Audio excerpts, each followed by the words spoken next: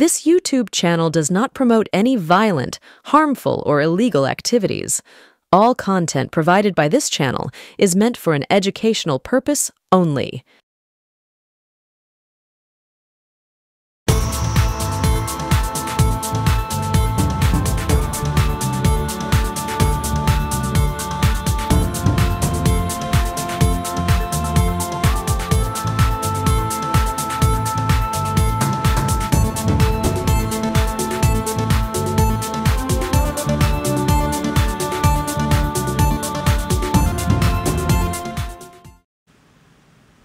নমস্কার, আমি প্রবীর বিশ্বাস। বিশ্বজোড়া বাঙালির আওয়াজ এনকে ডিজিটালের প্রভাতী সম্প্রচার থার্ড আইতে আরও একবার আপনাদের স্বাগত। আজকের বিষয় আপনারা দেখতেই পাচ্ছেন যে রামের নামে বজ্জাতি সহ্য করবে না বাঙালি। রামের নামে বজ্জাতি করার একটা প্রক্রিয়া শুরু হয়ে গিয়েছে রাজ্য জুড়ে। রাজ্যটাকে অশান্ত করার একটা ঘোলাটে চেষ্টা করছে ভারতীয় জনতা পার্টির পশ্চিমবঙ্গ শাখা। তারা বিভিন্ন জায়গায় অস্ত্র সাপ্লাই দিচ্ছে, বিভিন্ন জায়গায় বিভিন্ন রকমভাবে উৎপাত তৈরি করার চেষ্টা করছে। মুসলিমদের দ্বারা আক্রান্ত হচ্ছে হিন্দু, এমন একটা পারসেপশন তৈরি করার চেষ্টা করছে কয়েকটি মিডিয়ার মাধ্যমে। আজকে আমরা এই নিয়েই আলোচনা করব। আমাদের সাথে আছেন আমার অত্যন্ত কাছের এবং পছন্দের সাংবাদিক ভাই অনিন্দ্য চৌধুরী। অনিন্দ্য, তোমাকে আরও একবার এনকে ডিজিটালে স্বাগত। আজকে দূর থেকে, এতদিন আমরা স্টুডিওতে বসে অনুষ্ঠান করেছি, আজ দূর থেকে করব। আমাদের সাথে যুক্ত হবেন ডাক্তার অরিন্দম বিশ্বাস। তিনি আর কিছুক্ষণের মধ্যেই আমাদের সাথে যুক্ত হবেন, তখন তাকেও আমরা অনলাইনে নিয়ে নেব। অনিন্দ, আমার একটা প্রশ্ন খুব জাগছে। তুমি তো ইনভেস্টিগেটিং জার্নালিজমে প্রায় পিএইচডি করে ফেলেছো, মানে তোমাকেই ইনভেস্টিগেটিভ জার্নালিজমের জন্য অক্সফোর্ডে ডাকা উচিত ছিল। আমি জানি না কেন ওরা করেননি। তো তুমি এত সাহসটা পাচ্ছ কোত্থেকে? আমি গতকালও দেখছিলাম শুভেন্দুকে নিয়ে বিস্ফোরক তথ্য দিয়েছ। 6 কোটি টাকা ঝেড়ে দিয়েছে শুভেন্দু। প্রবীরদা, অক্সফোর্ডে মনে হয় আমাকে এই কারণেই ডাকেনি। তার কারণ হচ্ছে অক্সফোর্ডে যে রামবামের এই যে নেক্সাসটা আমাদের মুখ্যমন্ত্রীকে যেভাবে হ্যারাস করার চেষ্টা করেছিল, তার পরবর্তীতে যদি আমার মত কেউ সেখানে গিয়ে উপস্থিত হয় এবং ওই রামবামের নেক্সাস যদি আবার সেখানে এসে দাঁড়ায় হাতে ওই সব লেখা টেখা নিয়ে, তাহলে যে উত্তরটা তারা পাবে সেটা তারা নিতে পারবে না। এখন তুমি দেখবে একটা হ্যাশট্যাগ চলছে, কি চালিয়ে খেলবে এসএফআই, ওটা হ্যাশট্যাগটা তখন পাল্টে যাবে, ওটা হবে লুকিয়ে কাঁদবে এসএফআই, পালিয়ে বাঁচবে এসএফআই, এরকম হয়ে যাবে। এবার আসি তোমার শুভেন্দুর প্রসঙ্গটায়। শুভেন্দু অধিকারীর, প্রবীরদা তুমি যেটা বলছো, শুভেন্দু অধিকারীর যে বিষয়টা আমি এক্সপোজ করেছি, ওটা 6 কোটি টাকাটা শুধু আমি গতকাল বলেছি। আমার কাছে এই মুহূর্তে হাতে যা এভিডেন্স রয়েছে, আমি আবারও বলছি, তথ্য নয়, তথ্য প্রমাণ, সেটা শুভেন্দু অধিকারী কয়েকশো কোটি টাকার টাকা তোলার অভিযোগ। এবং কোন অ্যাকাউন্টে গেছে, কোন দিনে গেছে, সেই অ্যাকাউন্ট ডিটেলস, সেই ট্রানজাকশনের প্রিন্ট আউট, এভরিথিং আমার কাছে আছে। যেটা আমি গত পরশু রাতে, যেটা গতকাল তোমরা এপিসোডটা দেখেছো, গত পরশু রাতেই আমি শুভেন্দুর জম কোটান কোট কাউকে যদি বলা হয়, তার কাছেও পৌঁছে গিয়েছে সেই নথি, এবং বাংলার প্রশাসনের কাছেও পৌঁছে গিয়েছে। এবার আজকে তোমার এই সাহসকে কুর্নিশ জানাই আমাদের চ্যানেলের পক্ষ থেকে। তুমি যেভাবে একটার পর একটা মানে বোম ব্লাস্টিং করে চলেছ, তাতে পরমাণু বোমটা কবে পড়বে আমরা সেই অপেক্ষায় আছি। কিন্তু তার আগে আমরা আজকে জানতে চাইব যে রামনবমী নিয়ে একটা উত্তেজনা সৃষ্টির চেষ্টা চলছে মোথাবাড়ি থেকেই, এবং সেটা আস্তে আস্তে সারা রাজ্যে ছড়িয়ে দেওয়ার চেষ্টা করা হচ্ছে ভারতীয় জনতা পার্টির, বিশেষত দিলীপ ঘোষ এবং শুভেন্দু অধিকারীর নেতৃত্বে।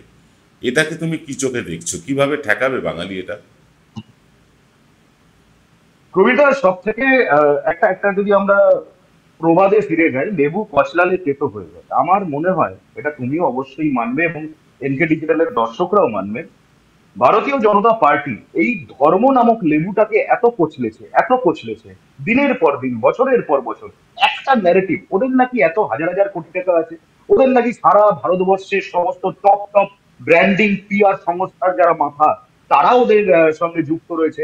তারপরেও এই ভারতীয় জনতা পার্টির এতই দুরবস্থা, ওরা সেই এক লেবু কচলে চলেছে। এবার কিন্তু আমি বলবো প্রবীরদা, আমি জানি না ওরা যতটা অ্যান্টি সোশ্যাল অ্যাক্টিভিটিস প্ল্যান করে রেখেছে, তাতে ভয়াবহতা কোন জায়গায় গিয়ে দাঁড়াবে। পশ্চিমবঙ্গের প্রশাসনও তৈরি রয়েছে, আমরা সাংবাদিকরাও, আমি তুমি আমাদের মতো সাংবাদিকরাও আমরা তৈরি রয়েছি। কিন্তু একটা দিক দিয়ে দেখলে তুমি দেখবে এবারের এই রামনবমী কেন্দ্র করে ভারতীয় জনতা পার্টির যে conspiracy, that will be the biggest super flop conspiracy এটা ভারতীয় জনতা পার্টির। তার কারণ তুমি দেখো না, মোথাবাড়ি নিয়ে যে নোংরামিটা ওরা করলো, এই মোথাবাড়ি থেকে ওরা একটা সন্দেশখালি বানাতে পারলো। আমি বলছি না সন্দেশখালিটা বাঙালি বিশ্বাস করেছিল, বা আমি এটাও বলছি না যে আরজি করের সময় বাঙালি খুব মানে ইম্পার্শিয়ালি প্রভাবিত হয়ে গিয়েছিল, আমি বলছি না। 14ই আগস্টের পর থেকে বাঙালি ধরে ফেলেছিল খেলাটা কোথায়।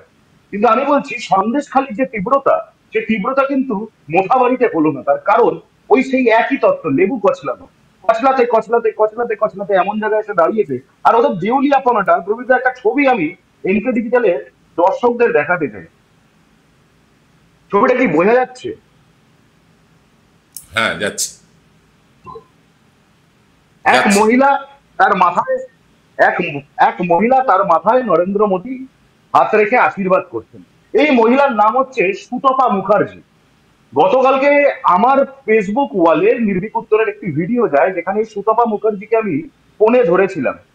এই সুতপা মুখার্জি ভারতীয় জনতা পার্টির মালদা ইংলিশ বাজার টাউনের এক অন্যতম বিজেপি মহিলা সভানেত্রী। এই সুতপা মুখার্জি বাংলা হান্ট নামক একটি চ্যানেলে প্রথম উল্লেখ করেছিল যে হিজাব পড়তে বাধ্য করা হচ্ছে, শাখা পলা সিঁদুর খুলে নেওয়া হচ্ছে, মুছে দেওয়া হচ্ছে। সেইখান থেকে কিন্তু এই ন্যারেটিভটা আঁকড়ে ভারতীয় জনতা পার্টি আসরে নামে, তাদের গদি মিডিয়া আসরে নামে। কিন্তু এই সুতপা মুখার্জিকে যখন আমি কনফ্রন্ট করি, তখন কিন্তু সুতপা মুখার্জি লেজি গোবরে হয়।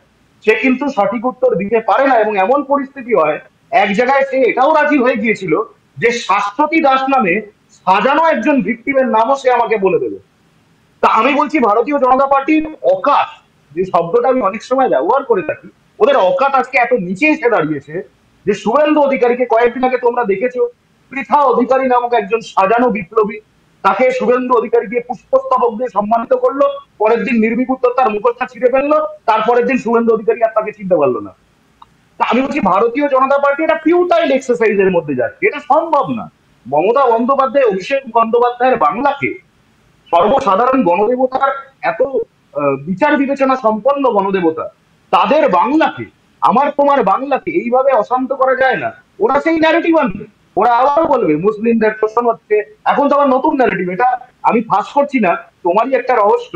ওদেরই তো নেত্রীরা এখন আবার একটুখানি সেকুলার হওয়ার চেষ্টা করছে, এটা আমার থেকে বেটার তুমি জানো।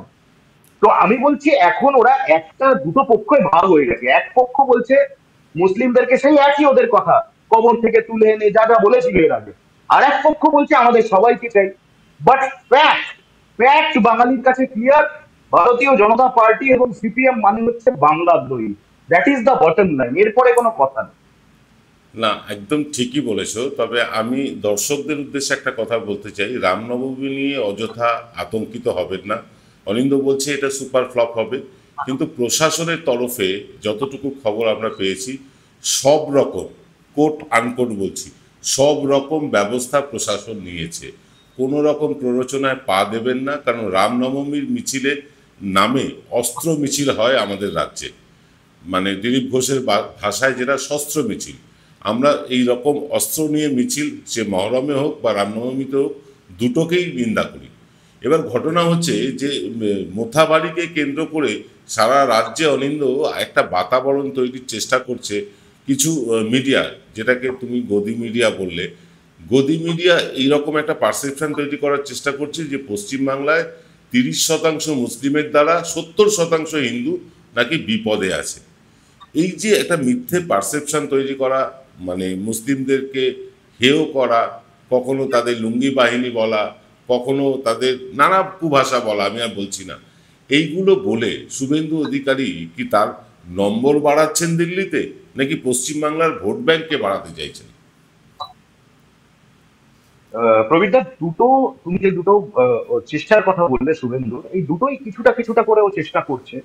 তবে দুটোতেই ও ভীষণ রকম মুখ থুবড়ে পড়ছে, মানে সারা জীবন যেরকম ভাবে ফেল করেছে, গাড্ডায় পড়েছে, ও এবারও সেই গাড্ডাতেই পড়ছে। তুমি দেখো ওরা কিরকম ভাবে নিজেদের ফাঁদে নিজেরা পড়ছে। ওরা এতদিন ধরে খাগড়াগড় এবং বিভিন্ন বাংলার বিভিন্ন জায়গা নিয়ে ওরা বলে এসছে দাঙ্গা হয়েছে সেখানে, চন্দননগর দাঙ্গা হয়েছে সেখানে, ভাটপাড়া দাঙ্গা হয়েছে সেখানে। ওরা বারবার দাঙ্গা শব্দটা ব্যবহার করেছে, এবং ওরা এতদিন ধরে বলেছে যে মমতা বন্দ্যোপাধ্যায়ের জমানায় সব থেকে বেশি দাঙ্গা হয়েছে। অথচ গতকালকে একটি অন্যতম leading media, coat unquote leading মিডিয়ায় সজল ঘোষ, এই এই ভারতীয় জনতা পার্টি রিসেন্ট দালাল, এই সজল ঘোষ কিন্তু বলে বসলো এখনো পর্যন্ত ভারতবর্ষে একটাই দাঙ্গা হয়েছে, সেটা গুজরাটে। তাহলে আমি ঠিক। বলছি ওদের মধ্যে যে রেসটা চলছে, যে র্যাট রেসটা চলছে, একটা কি হয়, আমি আর তুমি দৌড়াচ্ছি, তুমিও চ্যাম্পিয়ন হতে চাইছো, আমিও চ্যাম্পিয়ন হতে চাইছি, কিন্তু ওদের এমন একটা ব্যাপার হয়ে যাচ্ছে, কোন দিকে দৌড়াচ্ছে বুঝতে পারছে না, ওরা উল্টো দিকে দৌড়াচ্ছে, ফিনিশ লাইন সামনে দিকে, ওরা পিছন দিকে দৌড়াচ্ছে। মুসলমানদেরকে গালাগালি দেওয়া, হিন্দুদেরকে গালাগালি দেওয়া শুধু নয় প্রবীর দা, আমি একজন হিন্দু, আমি শিবরাত্রিতে উপোস করি, আমি চেষ্টা করি রোজা রাখা, আমি সমস্ত ধর্মকে সম্মান করি। যখন আমার দেশের কোন মুসলমান ভাই বোনকে এই ভারতীয় জনতা পার্টি কোনোভাবে দোষারোপ করে বা গালিগালাজ করে, একজন হিন্দু হিসেবে আমি সেটা ভীষণ পার্সোনালি নিই। এবং আমার মনে হয় আমরা কিন্তু কোনোদিন, তুমি বলো প্রবীর দা, নজরুল ইসলাম মুসলমান কিনা তোমার অভিভাবকরা, তোমার শিক্ষাগুরুরা তোমার কোনোদিন শেখাননি। ঠিক। নজরুল ঠিক। ইসলাম থেকে শুরু করে রূপম ইসলাম পর্যন্ত আমরা কোনোদিন ধর্মের নিরিখে ভাবিনি কিন্তু প্রবীর দা, ঠিক। এটা আজকে ভাবানো হচ্ছে। তার কারণ they don't have any narrative, ওরা ন্যারেটিভ শূন্য, অন্তঃশ্বাস শূন্য। সুতরাং ওদের এখন তো এটা আসলে বাঁচতে হবে। কিন্তু আমি বলছি প্রবীর দা, আসল হিন্দু, আসল মুসলমান, আসল ভারতবাসী, আসল বঙ্গবাসী, সবার মনে ওদের পেনিট্রেশন শূন্য, ওদেরকে কেউ সহ্য করতে পারে না, ওরা হচ্ছে হাসির খোরাক। আমরা এই আগে অনেক হাস্য কৌতুকের অনুষ্ঠান হতো, সিপিএম এর বিখ্যাত বিপ্লবী শ্রীলেখা মিত্র সেখানে যেতেন, হাসাতে হাসতেন বসে বসে, ওই ওই ধরনের অনুষ্ঠান বন্ধ হয়ে গিয়ে এখন ভারতীয় জনতা পার্টিটা খুলেছে, এরা আমাদেরকে রোজ এসে হাসি দিয়ে চলে যায়। অরিন্দ, তোমার সাথে আমরা রয়েছি। আমাদের সাথে যুক্ত হয়েছেন ডাক্তার অরিন্দম বিশ্বাস। অরিন্দম দা, প্রথমেই আপনাকে আরও একবার স্বাগত জানাই এনকে ডিজিটালে। অরিন্দম দা, আজকে আমরা আলোচনা করছি, আপনি হেডলাইন দেখতেই পাচ্ছেন, যে রামের নামে বজ্জাতি বাঙালি কি মেনে নেবে, বাঙালি কি সহ্য করবে? রামনবমী নিয়ে একটা উত্তেজনা তৈরির চেষ্টা হচ্ছে, যেটা আপনি আগের দিনও আলোচনা করেছি। কিন্তু এই উত্তেজনাটা পশ্চিমবাংলার বাঙালিরা কতটাই উত্তেজনায় উত্তেজিত হবে, নাকি অনিন্দ চৌধুরী বলছিলেন একটু আগে যে এইটা একটা সুপার ফ্লপ শো হতে চলেছে, আপনার কি মনে হয়? না না, ওটা 1,10,00,000 লোক আসবে কিনা সন্দেহ আছে আমার।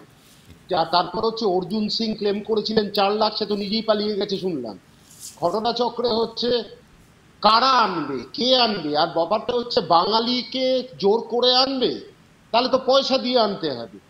ঘটনাচক্রে হচ্ছে এই জিনিসটা কে দায়িত্ব দিল, বিজেপিকে দায়িত্বটা কে দিল, কোন বাঙালি হিন্দু দায়িত্ব দিল?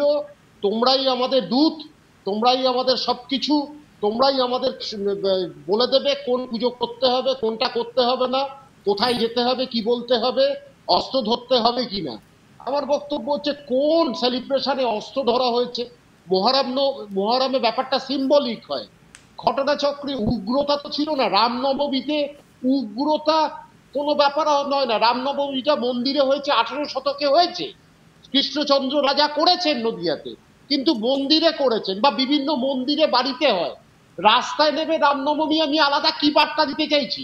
যে রাম চলে এসো তাড়াতাড়ি, তুমি আমাদের অবতার, আরেকবার বাঁচাও আমাদেরকে, 294টা প্রার্থী ঘটনাচক্রে বার্তা দিতে চাইছি।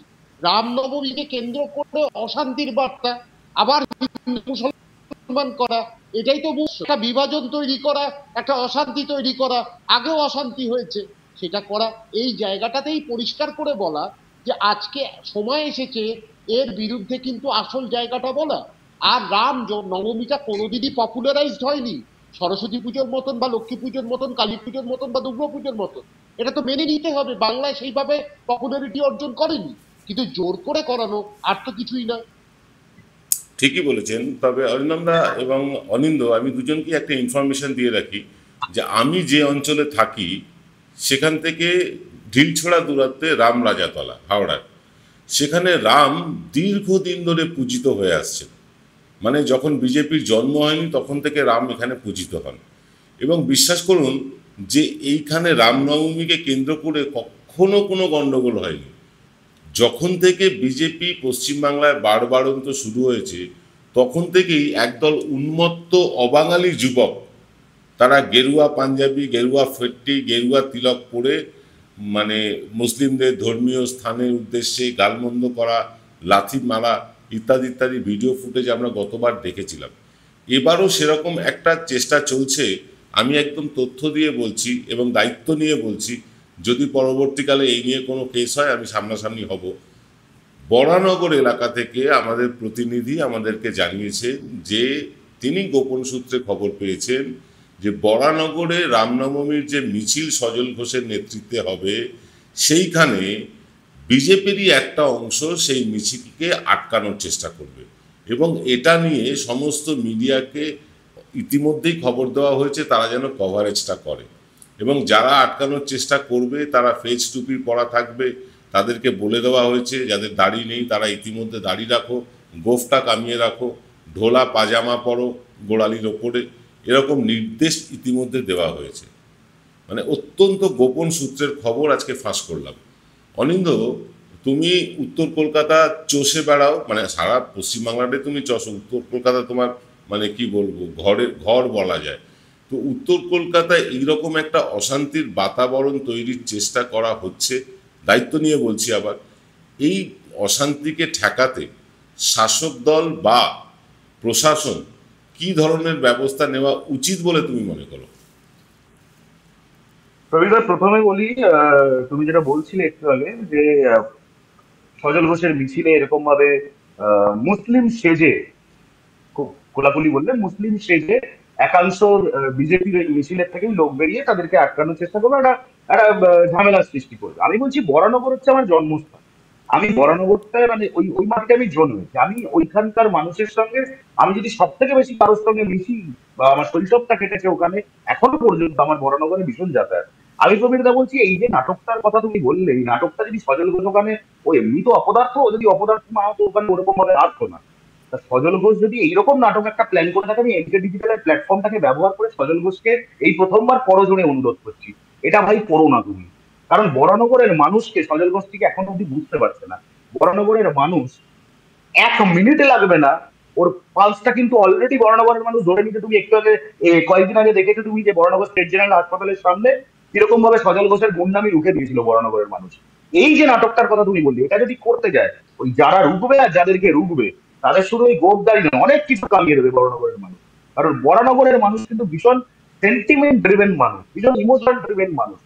অনেক জায়গা থাকে সেখানে হয়তো কসমোপলিটেন ক্রাউড, বরানগরও কসমোপলিটেন কিছুটা, তবে বরানগরের আদি বরানগর যদি তারা করে, সজল ঘোষ কিন্তু পালিয়ে বাঁচতে পারবে না। আর ওখান থেকে খুব কাছাকাছি রানী হর্ষমুখী রোড, সেখানে আবার প্রদীপ ঘোষের অনেক ইতিহাস, আমি আর সেসবে যাচ্ছি না, কিন্তু আমার মনে হয় সজল ঘোষ এই প্ল্যানটা অ্যাভয়েড করে দিই। এটা আমি এনকে ডিজিটালের প্ল্যাটফর্ম থেকে অনুরোধ করবো। আর প্রশাসনের তরফ থেকে, প্রবীরদা সবটা আমরা বলতে পারি না তুমি জানো, তবে যতটুকু জানি এখনো পর্যন্ত যে ধরনের প্ল্যানিং আছে, আমি অনেকদিন একটা সিনেমা দেখেছিলাম, ওই সিনেমাটার নাম ছিল ইন্ডিয়ান, সানি দেওলের একটা সিনেমা। তো সেখানে ওই যখন গুলি করা হচ্ছে, ওই জায়গাটাতে না পুলিশের মধ্যে অনেকে মিশে গেছিল, ভিলেনের লোকজন। তা সানি দেওল শিখিয়ে রেখেছিল যে যখন সবাইকে বলবে অ্যাবাউট টার্ন, তখন আসল পুলিশ যারা তাদেরকে শেখানো ছিল তোমরা মাটিতে বসে পড়বে। তো তারা মাটিতে বসে পড়ে যায়, ভিলেন গুলো বোকার মতো অ্যাবাউট টার্ন হয়েছে, তারা স্পটেড হয়ে গেছে, এবং তারপরে তাদেরকে যেভাবে সবক শেখানোর কোট সেটা শিখিয়েছিল সানি দেওল। তা আমি বলছি প্রশাসনেরও প্ল্যানিং সম্ভবত খানিকটা সেরকমই। আমি বলছি এবার ভারতীয় জনতা পার্টির যে ভাড়া করা ছেলে মেয়েগুলো বারবার প্রতিবার আসে, জল খায়, মার খায়, কালি খায়, তারপর বাড়ি চলে যায়, এই জিনিসটা এবার করারই দরকার। আমি বলছি তাদের যদি ইচ্ছে থাকে, এরকম মারধর খাওয়ার অনেক সুযোগ তারা পাবে আগামী দিনে। এখন এবার গরম পড়েছে, সামনের বছর গরম পড়বে, তারপরের বছর আরো গরম পড়বে, তারপর 29 আছে, 31 আছে, অনেক সময় আছে, খাবে ইনস্টলমেন্টে খাবে। একবারে সব মাঠটা খেয়ে গেলে মুশকিলটা হচ্ছে তাহলে তার পিঠে জায়গা থাকবে না মারা।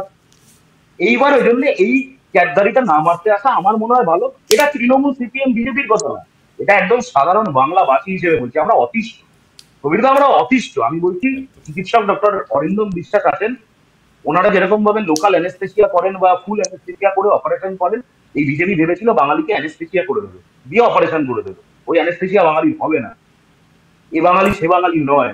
ওদের পার্টি অফিসের ভেতর যেগুলো বসে থাকে, এ বাঙালি সে বাঙালি নয়। অরিন্দম দা, আমরা লক্ষ্য করেছি, আমি শহর কলকাতা বা শহরতলি অঞ্চলগুলোতে যারা বিজেপি হয়ে এই উন্মাদনা করেন বা বাইক মিছিল করেন, মাথায় ফেটটি পরে কাঁধে গেরুয়া পতাকা নিয়ে মানে এলাকা দাপাদাপি করেন, এরা মূলত বহিরাগত, পশ্চিমবাংলার বাইরে থেকে আসা যুবকেরা। তো তো এই যুবকদের তৃণমূল কংগ্রেসের কি পথে নেমে আটকানো উচিত, নাকি অনিন্দর কথা অনুযায়ী ওদের ওয়াক ওভার দেওয়া উচিত, এমনিই শোটা ফ্লপ করবে? না দেখুন, পরিষ্কার কথা, আমি তো একটা জাতীয়তাবাদী আন্দোলন করি, আমার সেখানে অবাঙালি বহিরাগত এটা নিয়ে একটা বিরাট জায়গা রয়েছে কথা বলা। পরিষ্কার কথা, বিজেপিটা কারা ভোটটা দিয়েছে, বিজেপির যে কাজ, মানে ওটাকে কি বলে, কারিয়াকর্তা, এই কারিয়াকর্তারা হচ্ছে মূলত হিন্দিভাষী। এরা হিন্দিভাষী, এরা বাংলার সংস্কৃতির সাথে এদের কোনো কিছু নেই। এরা হচ্ছে মূলত বড়বাজার, ওই মানিকতলা, হুগলি, কিছু কিছু অঞ্চল, এরা ওখানে জুড়ে ব্যারাকপুর, তো এই অঞ্চলগুলোতে এদের প্রধান জায়গা। যেখানে যেখানে আগ্রাসনটা হয়েছে সেখানে একটাই এরা দেখেছে যে রাম নাম করলেই বাস বিজেপি হচ্ছে রাম নামের সাথে সিনোনিমাস, একদম এক। ঘটনাচক্রে যেটা বাঙালি হিন্দু হিসেবে আমি যেরকম বিজেপিকে জিজ্ঞেস করবো যে তোমাদের কে দায়িত্বটা দিল, আমিও দায়িত্ব দিইনি, অনিন্দ দায়িত্ব দেয়নি, আপনিও দেননি, যে কে দায়িত্ব দিল আমাদের হয়ে এত কথা বলা, এত কাজ করা। কিন্তু মূলত যে ওদের কাজে অন দ্য রোড বলতে পারেন, সেটা হচ্ছে অবাঙালি লোকেদের সংখ্যাটাই বেশি। আর আপনি যে সময় রাম নাম কি বাঙালি করে না, রাম লক্ষণের নাম কি বাঙালি নেয় না? বাঙালি তো, রাম তো একটা অবতার, চৈতন্য যেরকম অবতার, রাম অবতার, সেটা তো মেনে নিচ্ছি আমরা। বাংলায় চৈতন্য হয়ে চৈতন্য প্রভু ছিলেন, কিন্তু রামও সাথে সাথে বাংলায় এখানে পূজিত হয়। কিন্তু ঘটনা হচ্ছে রাম নবমীকে কেন্দ্র করে এত হই হল্লা হয়নি, এইটা একটাই বিষয়। দেখুন, ঘটনাটা হচ্ছে উত্তরপ্রদেশে যেরকম সঙ্গীত সোম আছে, রায়ট মাস্টার ছিল এক সময়, বিখ্যাত রায়ট মাস্টার, তারপর উনি কিন্তু মানে গরুর মাংস শুনেছি পাচার টাচার, মানে ওই সব দিয়ে ব্যবসা করেন দুবাইতে পাঠানোর জন্য, সেই সঙ্গীত সো একদিকে, এদিকে মানে মানে ইসলামপন্থীদের মারছেন, আবার দুবাইতে ব্যবসা করছে। তো ঘটনাচক্রে এরা হচ্ছে দ্বিচারিতা, যেরকম বামফ্রন্ট দ্বিচারিতা দেখিয়েছে, এরাও হচ্ছে একটা বড় রকমের দ্বিচারিতা দেখায়। কিন্তু যেটা আপনি বলছেন অন দ্য গ্রাউন্ড ওয়ার্কার্স, যদি অবাঙালি ওয়ার্কার্স অনেক বেশি, এই কারণেই আজকে বিজেপি কিন্তু কাউন্টার করতে পারে না ঠিক মতন, পৌঁছতে পারছে না বাঙালির কাছে। সাধারণ বাঙালি, যে ডাল ভাত খাওয়া বাঙালি, যে বাবা এসব শান্তিপ্রিয় বাঙালি, এই অশান্তিগুলো কিন্তু করছে এই বহিরাগত, এই অবাঙালি কিছু লোক, যারা বাইরে থেকে আসছে এবং তারা বিজেপির ধ্বজা ধরছে। সেটা আসানসোলে হচ্ছে, আসানসোলে হয়েছে, এটা তো অস্বীকার করতে পারবেন না। মুশকিলটা হচ্ছে এমন এমন ভাবে বলছে, এক শ্রেণীর হিন্দুরা, বাঙালি হিন্দুরা, তারা কেউ বাংলাদেশ থেকে একসময় এসেছিলেন, অস্বীকার করার নেই, তাদের মধ্যে একটা ভাবনা, সবার মধ্যে নয়, এক শ্রেণীর মধ্যে কিছু জায়গায়, যে আমরা এসছে ওই খারাপ, ওই জায়গাগুলো। বিজেপির যে ন্যারেটিভটার কথা অনিন্দ বলছিল, বিজেপি এসে বলছিল আমি ওষুধের দাম কমাতে পারবো, আমি বেসরকারিতে যে খরচটা হয় বেলাগাম খরচ সেটা কমাতে পারবো, বিজেপি কি বলছে রাস্তা আরো ভালো করব, বিজেপি কি বলছে আমরা আরো ইন্ডাস্ট্রি এনে দেবো, এই কথাটা না। বিজেপি একটা ন্যারেটিভের ওপর ব্যাংক করে আছে, সেটা হচ্ছে হিন্দু মুসলিম ডিভাইড। এটা যদি আমি করাতে পারি, আর ওয়েসির মতন বন্ধু ওদের আছে, এই জায়গাটাই হচ্ছে ডেঞ্জারাস। এই মোতাবাড়িতে করলো, তারপর তার আগে সন্দেশখালিতে করেছে, বিভিন্ন জায়গায়। এবং যেটা ডেঞ্জারাস সেটা তো আপনি তো জানেন, সেটা অনিন্দও জানে, আপনিও জানেন, সেটা হচ্ছে বড় একটা অ্যামাউন্ট অফ টাকা খরচ করছে, যা খবর পেলাম যে বিভিন্ন সোশ্যাল মিডিয়া চ্যানেলে আছে, কারুর দাড়ি কামানো, কারুর দাড়ি আছে। এই অনিন্দ তোমাকে বলছি না তো, ঘটনাচক্রে হচ্ছে যে আমার বক্তব্য হচ্ছে এইসব বিভিন্ন সাংবাদিককে দিয়ে, আবার তারা সাংবাদিকও নয়, সেই সব সাংবাদিককে দিয়ে ভুল ভাল প্রচার করানো, এই কাজটা কিন্তু করবে। শুধু যে আপনি রাম নবমীর দিন যাদের নামগুলো বললেন, তারা কতটুকু করতে পারবে, সার্থক হবে জানি না, কিন্তু সফল হবে জানি না, কিন্তু এই কাজটা মানে পিঁপড়ের মতো কামড়াবে, বিভিন্ন অংশে কামড়াবে। এটা কিন্তু ঘটনা, এটা জেনে রাখুন, 2026 নির্বাচনের ঘোষণার আগে অবধি এটা চলবে। আপনারা বলছেন বটে কথা যে বিজেপির বহিরাগত কিছু লোক এসে এইসব করে টরে, অনিন্দও বলছিল যে সংখ্যাটা খুব কম এদের, এরা ফ্লপ করবে। কিন্তু তবুও আমি অনিন্দকে প্রশ্ন করব, বিজেপি এখানে 39% ভোট পায় কি করে তাহলে? আমি প্রবীরদা, আমি বহিরাগত বিষয়টাতে পুরোপুরি একমত নই। তার কারণ আমি বলবো, যদি বহিরাগতটা কুমির হয়ে থাকে, খালটা কাটছে কিন্তু বাঙালি। কারা খাল কাটছে? এই লোকের চ্যাটার্জি খাল কাটছে, শুভেন্দু অধিকারী খাল কাটছে, এর আগে ইতিপূর্বে মুকুল রায় খাল কেটেছেন, আমি জানি না এখন উনি কাটেন কিনা, ওনার পরিবারের লোক খাল কেটেছে। এরকম অনেক বাঙালি রয়েছে যে শিল ভদ্র অভদ্র দত্ত খাল কেটেছে। তা আমি বলছি এই বাঙালিরাই কিন্তু খাল কেটেছে, কিন্তু আমার কাছে এরা তো বাঙালি হওয়ার পোস্টার বয় নয়, পোস্টার গার্ড নয়, এরা বাঙালির ম্যাসকট নয় তো, এরা বাঙালি বর্জিত কিছু অপরাধ। আমার কথা হচ্ছে প্রবীরদা, ভারতীয় জনতা পার্টি একটা ভোট পাচ্ছে, তুমি বলছো 39%, হোয়াট এভার পার্সেন্ট, এবিসিডি যে পার্সেন্ট হোক, গণতন্ত্রের মধ্যে তারা ভোটটা পাচ্ছে, তার কারণ এটার গণতান্ত্রিক প্রক্রিয়া, সবার নিজস্ব নিজস্ব চয়েস আছে। বুঝতে হবে ভারতীয় জনতা পার্টির কাছে যে ভোটটা গিয়ে ল্যান্ড করছে সেটা কিন্তু দুটো পার্টির একটা কম্বাইন্ড ভোট। সিপিআইএম, তুমি যদি খবর নয়, যদি তুমি উইথ অডিও সিসিটিভি লাগিয়ে দাও সিপিআইএম এর পার্টি অফিস গুলোয়, তাহলে তুমি শুনতে পাবে ভোটের আগে ওরা রীতিমতো মানে একদম সার্কুলার জারি করে দিচ্ছে বারবারই, যে ভোটটা কিন্তু বিজেপিকে দিতেই হবে। আর রয়েছে কিছু বিক্ষুব্ধ তৃণমূলের ভোট, আমি তো কিছু পেলাম না, সবার আগে ওইগুলোকেই চাকরি নিয়েছে, সবার আগে ওইগুলোকেই ফায়দা দিয়েছে, কিন্তু তারাই সব থেকে বেশি বলে না এই দলটা তো খুব খারাপ হয়ে গেল, অমুকটা তো কিছু পেলাম না। আমার কথা প্রবীরদা, একটা ঝেঁটিয়ে দেখবে, তুমি রোজ সকালে যদি বাড়িতে ঝাড় দাও, তুমি রোজই অনেকটা ময়লা বার করতে পারবে। কালকেও তুমি ঝাড় দিয়েছো, আবার আগামীকালকেও ঝাড় দেবে, রোজই ময়লা বেরোচ্ছে। এত ময়লা আসছে কোথেকে? ওই নাড়াই চাড়াইয়ের মধ্যে কিছু ময়লা জমে যায়। এই ময়লাগুলো হচ্ছে সেই ময়লাগুলো, যে ময়লাগুলো ভারতীয় জনতা পার্টি ভোট ব্যাংকে যাচ্ছে, আর এই পার্সেন্টেজটা তৈরি হচ্ছে যেটা তুমি বললে। এখানে যদি এটা ত্রিপুরা হতো, এটা যদি বিজেপি শাসিত কোনো রাজ্য হতো, তাহলে দেখা যায় 80% ভোট পেয়ে যাচ্ছে শাসক দল। এখানে তো সেটা হয় না। আর মেন যে ক্যাটালিস্টের ভূমিকাটা পালন করছে, দেখো প্রবীরদা, সৃজিত মুখার্জির একটা ছবি ছিল উমা, সেই উমা ছবিটায় দুর্গাপুজোর ভাসানের জায়গাটা ভীষণ রকম ভাবে ইম্পর্টেন্ট। তা ওটা কিন্তু রিক্রিয়েট করা হয়নি, অরিজিনাল ভাসানের সময় সৃজিত মুখার্জি ওই শ্যুটটা করে রেখেছিলেন। আমি বলছি এরকমই একটা ভাসানের দিন হচ্ছে রামনবমীর দিনটা, ওই দিন ওরা করবে ওই শুটিং এর ফুটেজটা, ওরা যেটা অরিন্দম দা বলছিলেন আগামী 1 বছর ওরা এই ফুটেজ গুলো চালাবে। দ্যাট ইজ দ্য ডে যেদিনকে শ্যুটটা হবে। ওদের কাছে সবটাই নাটক, বঞ্চস্ত করবে। ওখানে কে চর মারছে, কাকে চর মারছে, কে তারা করছে, কাকে তারা করছে, বোঝার কোনো উপায় নেই। তাহলে ওরা একটা শুটিং করবে, সেই শুটিং এর এডিটিং হবে, তার মধ্যে সেপারেট অডিও এডিটিং হবে, তার মধ্যে মমতা ব্যানার্জির কোনো একটা বক্তব্যের কাটা একটা 13.5 সেকেন্ড ঢুকিয়ে দেওয়া হবে, অভিষেক বন্দ্যোপাধ্যায়ের কোনো একটা মাথার মাঝখানে গুলি করতে হবে কথাকে, পুরো রেলিভেন্স এর বাইরে থেকে এনে ওর মধ্যে পেস্ট করে দিতে হবে, দিয়ে একটা প্যাকেজ বানাতে হবে, যেই প্যাকেজটা চালাবে দালালগুলো, যার কথা অরিন্দম দা বলছিলেন। হয়তো সাংবাদিক বা সাংবাদিক নয়, বাট এত টাকা পয়সা নিয়েছে ভারতীয় জনতা পার্টির কাছ থেকে, বড় বড় চ্যানেলেও আছে, ডিজিটালেও আছে, তুমি সম্পর্কেও দেখেছো হাইকোর্টে নাকি কারা সব আক্রান্ত হয়েছিল, যেই বলেছিলাম অমনি আমি রাগের পাত্র হয়ে গেলাম, তারপরে পোস্ট করে দিল নির্ভীক চোর। আমি বলছি সবটাই একটা ফার্স, সবটাই একটা হোক্স। এবং বাঙালি, আমি অরিন্দম দার জাতীয়তাবাদকে সম্মান জানিয়েই বলছি, বাঙালি এবং বাঙালির পাশাপাশি অবাঙালিরাও অনেকে, একটা বড় শ্রেণী, তারাও কিন্তু তাড়িয়ে তাড়িয়ে উপভোগ করছে এই জোকারগিরিটা যেটা ভারতীয় জনতা পার্টি করছে। আর সিপিএম দেখেছো তুমি, এসএফআই নাকি ওদিন রাত্রিবেলায় ক্যাম্প করবে, ওরা নাকি শান্তি বজায় রাখবে। আমার জন্মটা 90 এর আগে, আমি যে 90 সাল ধরে চলি, আমি জানি না কি ছিল সিপিএম এর জমানা। এখন এসএফআই হচ্ছে শান্তি রক্ষা করার জন্য। এই ক্যাটালিস্ট গুলো সবাই সংঘবদ্ধ হয়েছে কেন? একটাই কমন টার্গেট, কিছু ফুটেজ বানাতে হবে। একটা চোর, একটা মাথা ফাটা, 11 কোটির রাজ্যে একটা মাথা ফাটা, ওইটাকে ওদের তিল বানাতে হবে। অথচ মুখ্যমন্ত্রী মমতা ব্যানার্জির মাথা ওরা ফাটিয়ে দিয়েছিল, গুলি করার চেষ্টা করেছিল, সেগুলো নিয়ে ওরা কিছু বলতে দেবে না, বললে বলবে ওটা হয়েছে বলেই তো আমরা চলে গেছি। এটা একটা ঠিক কথা। জয়েন্ট ভেঞ্চার চলছে প্রভু। অরিন্দম দা, আপনিও কি মনে করেন যে এটা সিপিএম বিজেপির জয়েন্ট ভেঞ্চার হতে চলেছে একটা? দেখুন, সিপিএম এর ব্যাপারটা হচ্ছে ওটা কোনো তাদের কোনো পার্টি উইদাউট এনি ক্যারেক্টার, ঠিক আছে, এটা আমি সবসময় বলি।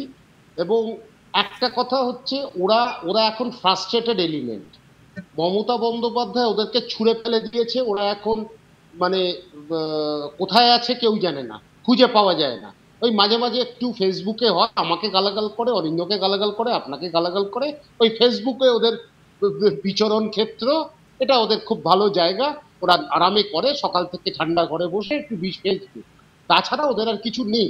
ওই ইউটিউবে দু একদিন করে টরে। কিন্তু ঘটনাচক্রে যে বিষয়টা আমার বলা দরকার, সেটা হচ্ছে বাম ভোটটা তো চলে গেছে বিজেপিতে, এবং ওরা স্বপ্ন দেখে, ওরা তো স্বপ্ন দেখে, মানে ভীষণ স্বপ্ন দেখে, ওরা কিউবার থেকে ফিডেল কাস্ট্রো থেকে ওরা স্বপ্ন দেখতে ভালোবাসে। ওই স্বপ্নটা দেখে, কোনোদিন বিজেপি এলো, তৃণমূল সরে গেল, বা যে কোনো কংগ্রেসের একটা ওই সরে গেল, করে এরপরে বিজেপি খুব খারাপ কাজ করবে, তারপর তারপর ওরা আবার জাকিয়ে এসে বসবে, এই একটু স্বপ্নটা ওরা দেখে। একটু আপনাকে বাধা দেবো অরিন্দম দা, আমি একদম অনিন্দর কাছে যাব এই ব্যাপারটা নিয়ে। আগে রাম পরে বাম, এইরকম একটা হুইসপার ক্যাম্পেনিং চলেছে এবং যার ফলে প্রায় 22.5% বামপন্থীদের ভোট বিজেপিতে গিয়েছে। মানে যতটা বামপন্থীরা ভোট খুইয়েছে ততটাই বিজেপি গেইন করেছে। আগে রাম পরে বাম, আগে রাম তো ত্রিপুরায় এলো, কিন্তু পরে তো আর বাম এলো না। তো বামেরা এই ধরনের খ্বাব, এই ধরনের স্বপ্নটা দেখছে কিভাবে? প্রবীরদা, আমি তোমাকে বলবো এই স্বপ্নটা দেখছে কিভাবে সেটা আমি যাবো, এবং তার আগে বলি এই স্বপ্নটা দেখাটা কোনো আনজাস্টিফাইড না। দেখো তুমি, আমি কয়েকটা নাম তোমায় বলছি, শতরূপ, ওর বয়সটা নয় নয় করে আজকে কোন জায়গায় গিয়ে দাঁড়িয়েছে। ছেলেটাকে আমি অন্তত দেখছি 2006 2006 7 এরকম সময় থেকে ওই, তারপরে 8 সালে একটা আশুতোষের বাইরে একটা বিরাট ও একটা কি নাকি করে ফেললো, তারপরে ও একটা নেতা হয়ে গেল। আজকে ধরো আমি যদি 2008 ধরি, 2008 থেকে আজকে 25, 17 18টা বছর ওর মানে ফ্লপ হওয়াটা, ওর ফ্লপ হওয়াটা স্বাভাবিক হয়ে গেছে। ও ফ্লপ হচ্ছে 18 বছর ধরে।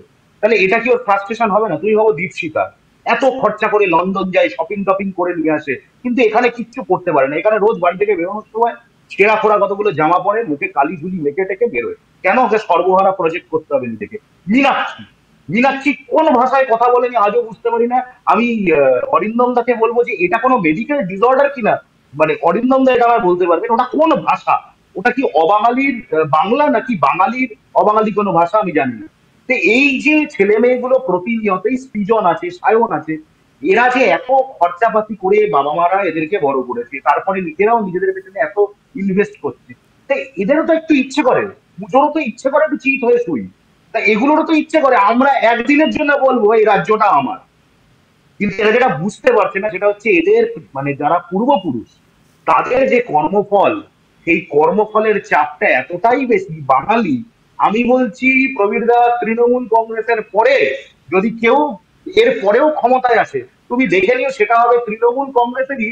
যদি কোনো ঝাড়াই বাছাই অংশ কিছু হয় কখনো, আমি এরকম কিছু হবে বলছি না, সেটা হবে না। ভারতীয় জনতা পার্টি কোনোদিনই বাংলায় আসবে না, সিপিএম এই বাংলায় আর কোনোদিন আসবে। আমি 50 বছরটাকে একটা ল্যাপস পিরিয়ড ধরছি। 2061 পরে কি হবে আমি জানি না। টিল 2061 এদের তো দুজনের কোনো সুযোগ নেই। এবং এদের যৌক্তিকতা, চাওয়ার যৌক্তিকতা, আমার যদি এখন মনে হয় যে পাঠানে শাহরুখ খানকে নেওয়া হয়েছে, এর পরের পাঠানটাই আমাকে যেন নেওয়া, একটা যৌক্তিকতা থাকতে হবে। তার কোনো যৌক্তিকতা নেই। না, আমি তুমি যদি এখন যেটা মনে করি বলছো আমার, অনিন্দ, তুমি বলছো তৃণমূলের বিকল্প শুধু তৃণমূলই। আমি মেনে নিলাম এই মুহূর্তে একদম যা পরিস্থিতি তাতে তাই মনে হচ্ছে। বামেরাও এটা একদিন ভাবতো, বামেরাও ভাবতো তাদের বিকল্প তারাই, তারা দীর্ঘ 34 বছর শাসন করেছে, তারা 340 বছর শাসন করবে, এরকম একটা চিন্তা ভাবনা বামেদেরও ছিল। কিন্তু এটা কি ওভার কনফিডেন্ট হয়ে যাচ্ছে না তৃণমূল কংগ্রেস? প্রবীদা আমি তোমায় বলি, বামেরা এটা ভাবতো তো, ভাবতে তো কারোরই ট্যাক্স লাগে না, সেটা আমিও ভাবছি। কিন্তু আমার আর ওদের ভাবার মধ্যে একটা ডিফারেন্স আছে। বেসিক ডিফারেন্সটা হচ্ছে ওরা এতদিন ক্ষমতায় ছিল বিরোধী পক্ষের উইকনেসের জন্য। যেই উইকনেসটাকে চ্যালেঞ্জ করে মমতা বন্দ্যোপাধ্যায় কংগ্রেসটা ছেড়ে বেরিয়েছে, নিজের দলটা বানালেন। এবং তুমি খেয়াল করে দেখো ওদের 34 বছরের যে শাসন, কবে শুরু হয়েছিল? 77 সালে শুরু হয়েছিল। মমতা বন্দ্যোপাধ্যায় কবে তৃণমূলটা তৈরি করলেন? 98 সাল। 98 সাল থেকে 77 সাল, 21 বছর। তাহলে উনি দলটা তৈরি করার 13 বছরের মধ্যে উনি কিন্তু পর্যদস্ত করে ছাড়লেন ওই সিপিএম কে এবং বামফ্রন্টকে এমন ভাবে যে তারা কিন্তু আজকের দিনে নালিফাইড হয়ে গেছে। আজকের ছেলেমেয়েরা ভাবতেই পারে না এরা কোনোদিন 34 বছর ক্ষমতায় ছিল। বিরোধিতা মমতা বন্দ্যোপাধ্যায়ের মতো করতে পারার, আবার বলছি, অকাশ এই ভারতীয় জনতা পার্টি, এই সিপিএম এর মধ্যে তুমি 10 জনকে মিশিয়ে একটা মমতা বন্দ্যোপাধ্যায়, 100 জন বিজেপি বা 100 জন সিপিএম কে মিশিয়ে একটা তৎকালীন, আজকের মমতা বন্দ্যোপাধ্যায় বলছি না, তৎকালীন মমতা বন্দ্যোপাধ্যায়ের মতো পাওয়ারফুল পলিটিশিয়ান, ঘরের মেয়ে, আস্থার দিদি, একটা তুমি দেখাও তো, একটা। সম্পূর্ণ সবসময় একমত। যে রুলিং পার্টি যে রুল করবে সবসময় নিজের ক্রেডিটে, এর কোনো বাধ্যবাধকতা নেই। অপোজিশনের ডিসক্রেডিটেও তার জন্য দায়ী হতে পারে। আমি বলছি এখানে তৃণমূলের ক্রেডিট আছে তো বটেই, মমতা বন্দ্যোপাধ্যায়, অভিষেক বন্দ্যোপাধ্যায়ের ক্রেডিট আছে তো বটেই। সেই ক্রেডিটটা কি যদি কোনোদিন চ্যালেঞ্জের মুখেও পড়ে যায়, এদের ডিসক্রেডিটের জন্য এই বাম বিজেপির ডিসক্রেডিটের জন্য বাংলার মানুষ বলবে আবার তৃণমূলকেই সুযোগটা দেবো। তার কারণ আমরা প্রবীরদার ট্র্যাক রেকর্ড বলে একটা জিনিস হয়। আজকে অরিন্দম দার ফিল্ডে এমন অনেক বিশিষ্ট ডাক্তারবাবুরা আছেন যারা ডাক্তারিটা বাদ দিয়ে অনেক রকমের অনেক কিছু করে বেড়ান। আমি তো বলছি এইসব যারা ডাক্তারবাবু যারা পুলিশ পিটিয়ে চোখ উপড়ে নিয়েছে এই কয়েকদিন আগে আরজিকর আবহের সময়, আমি যদি মৃতপ্রায় অবস্থায় থাকি এবং সেই ডাক্তার যদি পৃথিবীর শেষ ডাক্তার হয় আমি দেখাবো না ওকে, কারণ ট্র্যাক রেকর্ড খারাপ হয়ে গেছে।